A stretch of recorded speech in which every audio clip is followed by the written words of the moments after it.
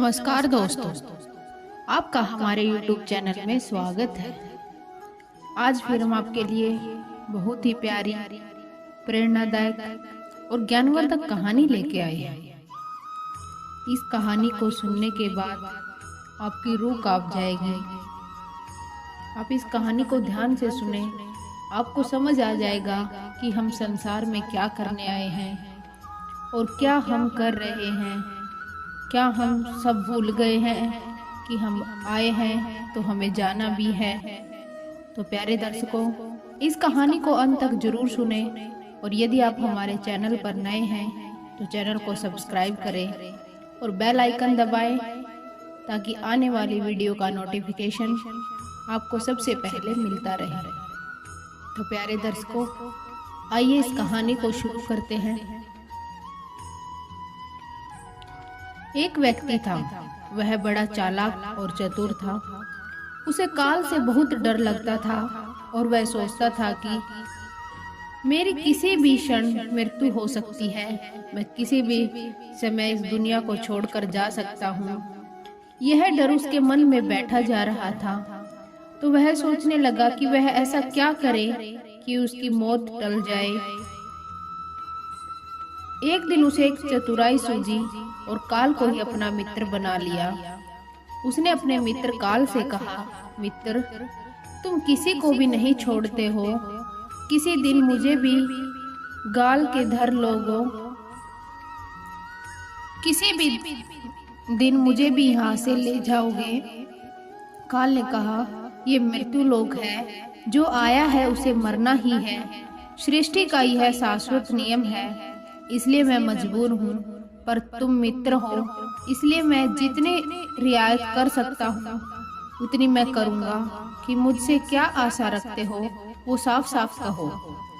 व्यक्ति ने कहा, मित्र, मैं इतना ही चाहता हूँ कि आप मुझे अपने लोक में ले जाने के लिए आने से कुछ दिन पहले एक पत्र अवश्य लिख देना, ताकि मैं अपने बाल बच्चों को कारोबार की सभी बातें अच्छी तरह से समझा दूं और खुद भी भगवान भजन में लग जाऊं। काल ने प्रेम से कहा, यह कौन सी बड़ी बात है, मैं एक नहीं आपको 4 पत्र भेज दूंगा। चिंता मत करो, चारों पत्रों के बीच समय भी अच्छा खासा दूंगा, ताकि तुम सचेत होकर अपने काम निपटा लो। वह व्यक्ति बड़ा ही खुश हुआ, सोचने लगा कि आज से मेरे मन में काल का भय भी निकल गया है। मैं जाने से पहले अपने सभी कार्य पूर्ण करके जाऊंगा तो देवता भी मेरा स्वागत करेंगे। दिन बीतते गए, आखिर मृत्यु की घड़ी आ ही गई। काल अपने दूतों सहित उसके समीप आकर बोला, मित्र, अब समय पूरा हुआ, मेरे साथ चलिए।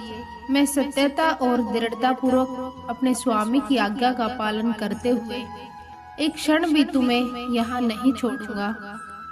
उस व्यक्ति के माथे पर बल पड़ गए, भ्रिकुटी तन गई और कहने लगा, धिक्कार है तुम्हारे जैसे मित्रों पर। मेरे साथ विश्वासघात करते हुए तुम्हें लज्जा नहीं आती? तुमने मुझे वचन दिया था कि आने से पहले पत्र लिखूंगा, परंतु तुम तो बिना किसी सूचना के अचानक दूतों सहित मेरे ऊपर चढ़ आए। मित्रता तो दूर रही, तुमने अपने वचनों को भी नहीं निभाया। काल हंसा और बोला, मित्र, इतना झूठ तो न बोलो। मैंने आपको एक नहीं 4 पत्र भेजे, आपने एक भी उत्तर नहीं दिया। उस व्यक्ति ने चौंक कर पूछा, कौन से पत्र? कोई प्रमाण है? मुझे पत्र प्राप्त होने की कोई डाक रसीद आपके पास है तो दिखाओ। काल ने कहा, मित्र, घबराओ नहीं, मेरे 4 पत्र इस समय आपके पास मौजूद हैं। मेरा पहला पत्र आपके सिर पर चढ़कर बोला, आपके काले सुंदर बाल उन्हें सफेद कर दिया, और यह भी कहा कि सावधान हो जाओ, जो करना है कर डालो। बनावटी रंग लगाकर आपने अपने बालों को फिर से काला कर लिया और पुनः जवान बनने के सपनों में खो गए। आज तक मेरे श्वेत अक्षर आपके सिर पर लिखे हुए हैं। कुछ दिनों बाद मैंने दूसरा पत्र आपके नेत्रों के प्रति भेजा, नेत्रों की ज्योति मंद होने लगी। फिर भी आंखों पर मोटे शीशे चढ़ाकर अब जगत को देखने का प्रयत्न करने लगे। 2 मिनट भी संसार की ओर से आंखें बंद करके ज्योति स्वरूप प्रभु का ध्यान मन में नहीं किया। इतने पर भी सावधान नहीं हुए तो मुझे आपकी दीन दशा पर बहुत तरस आया और मित्रता के नाते मैंने तीसरा पत्र भी भेजा। इस पत्र ने आपके दांतों को छुआ, हिलाया और तोड़ दिया। आपने इस पत्र का भी जवाब नहीं दिया, बल्कि नकली दांत लगवाए और जबरदस्ती संसार के भौतिक पदार्थों का स्वाद लेने लगे। मुझे बहुत दुख हुआ कि मैं सदा इसके भले की सोचता हूँ और यह हर बार एक नया बनावटी रास्ता अपनाने को तैयार हो जाता है। अपने अंतिम पत्र के रूप में मैंने रोग, क्लेश तथा पीड़ाओं को भेजा, परंतु आपने अहंकारवश सब अनसुना कर दिया। वह व्यक्ति काल के भेजे हुए इन पत्रों को सुनकर फूट फूट कर रोने लगा और अपने विपरीत कर्मों पर पश्चाताप करने लगा। उसने स्वीकार किया कि मैंने गफलत में शुभ चेतावनी भरे इन पत्रों को नहीं पढ़ा। मैं सदा यही सोचता रहा कि कल से भगवान का भजन करूंगा, अपनी कमाई अच्छे शुभ कार्यों में लगाऊंगा, पर वह कल ही नहीं आया। काल ने कहा, आज तक तुमने जो भी किया, राग रंग, स्वार्थ और भोगों के लिए जानबूझकर ईश्वरीय नियमों को तोड़कर तुमने कर्म किए। उस व्यक्ति को जब कोई मार्ग दिखाई नहीं दिया तो उसने काल को करोड़ों की संपत्ति का लोभ दिखाया। काल ने हंसकर कहा, मित्र, यह मेरे लिए धूल से अधिक कुछ भी नहीं है। धन दौलत, शोहरत, सत्ता, ये सब लोभ संसारी लोगों को वश में कर सकता है, पर मुझे नहीं। काल ने उत्तर दिया, यदि तुम मुझे लुभाना ही चाहते थे तो सच्चाई और शुभ कर्मों का धन संग्रह करके, यह ऐसा धन है जिसके आगे मैं विवश हो सकता था, अपने निर्णय पर सुविचार को बाध्य हो सकता था, पर तुम्हारे पास तो यह धन धेले भर का भी नहीं है। तुम्हारे ये सारे रुपए, पैसे, जमीन जायदाद, तिजोरी में जमा धन संपत्ति सब यहीं छूट जाएगा। मेरे साथ तुम भी उसी प्रकार निवस्त्र हो जाओगे जैसे कोई भिखारी की आत्मा जाती है।